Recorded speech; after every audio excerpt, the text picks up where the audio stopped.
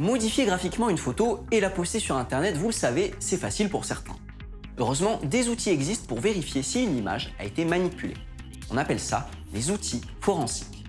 Denis Tessou, responsable du Media Lab de l'agence France Presse, va vous montrer deux exemples analysés avec l'outil InVid.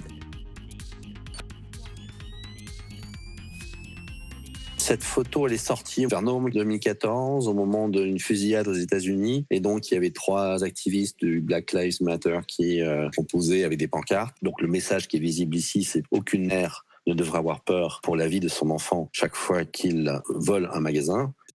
Si on la passe dans l'outil InVid de forensique, on trouve qu'un certain nombre de filtres montrent que la modification se situe au niveau du bas de la pancarte du milieu. Le message de la pancarte a été modifié. Sur la photo originale, le message est « Aucune mère ne devrait avoir peur pour la vie de son fils chaque fois qu'il sort de la maison ».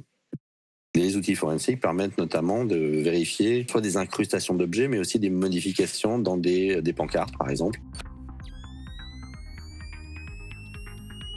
La photo du ministre grec est ce qu'on appelle un mime, des photos un peu parodiques qui circulent sur Internet. Le ministre faisait un petit discours devant un tableau d'un nu couché de Modigliani.